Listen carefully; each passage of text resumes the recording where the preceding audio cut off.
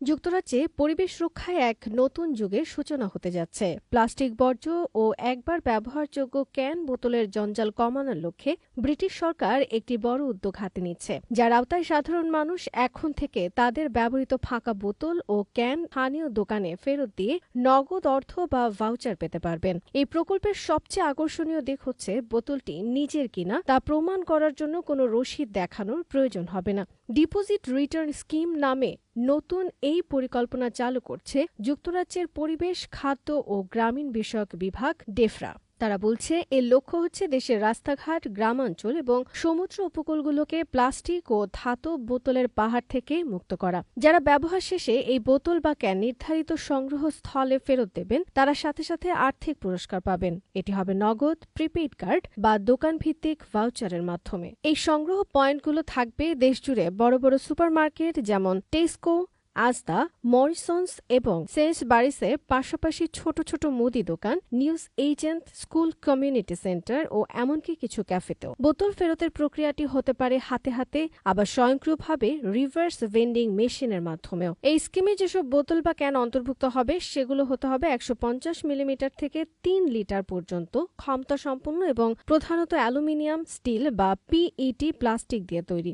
এমন বোতলও চলবে যেগুলোর ঢাকনা বা ক্যাপ ভিন্ন উপকরণে তৈরি, কিন্তু গোটা বোতলটি যদি একবার ব্যবহারযোগ্য হয়। তবে দুধের বোতল যেগুলো এইচডিপি প্লাস্টিক দিয়ে তৈরি কিংবা ওষুধ বা সিরাপ জাতীয় তরল পণ্যের বোতল, এগুলো এই স্কিমের আওতায় পড়বে না। এই প্রকল্পটি আনুষ্ঠানিকভাবে চালু হবে ২০২৭ সালের অক্টোবর মাসে এবং শুরুতেই এটি ইংল্যান্ড, স্কটল্যান্ড ও নর্দার্ন আয়ারল্যান্ডে চালু হবে, যার সম্মিলিত জনসংখ্যা প্রায় ৬৫ মিলিয়ন। এছাড়া ওয়েলস নিজস্ব একটি ডিপোজিট স্কিম তৈরি করছে, যা অন্যান্য অংশের সাথে সমন্বয় রেখে চলবে। পরিবেশ বিষয়ক মন্ত্রী মেরি ক্রি এ উদ্যোগ নিয়ে বলেন, আমরা যুক্তরাজ্যের রাস্তাঘাট পরিষ্কার করতে এবং একবার ব্যবহার করে ফেলে দেওয়ার সংস্কৃতি বন্ধ করতে চাই। গত ১৫ বছর ধরে রিসাইকেল হার স্থবির হয়ে আছে। এই স্কিমের মাধ্যমে তা আবার বাড়ানো যাবে।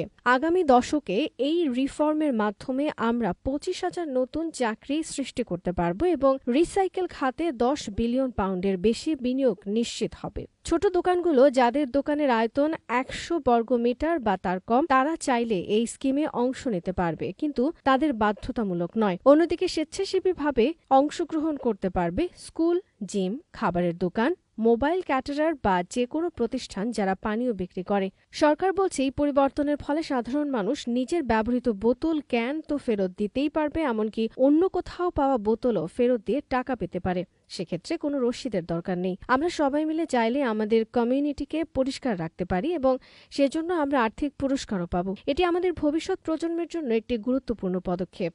এখন সময় এসেছে আমরা আমাদের প্রতিদিনের অভ্যাসে ছোট ছোট পরিবর্তন এনে পরিবেশ রক্ষায় বড় ভূমিকা রাখি। শুধু বোতলটা ফেরত দিলেই টাকা, আর সেই সাথে পৃথিবীটা একটু পরিষ্কার। লন্ডনে বসবাসরত বাংলাদেশি নাগরিক রাশেদ আহমেদ বলেন, পরিবেশ বাঁচানোর জন্য এটা নিঃসন্দেহে ভালো উদ্যোগ, তবে এখন দেখা যাবে আসল বাস্তবায়ন কতটা কার্যকর হয়। দোকানগুলো ঠিকমতো ফেরত নিচ্ছে কিনা, টাকা দিচ্ছে কিনা, এগুলো দেখতে হবে।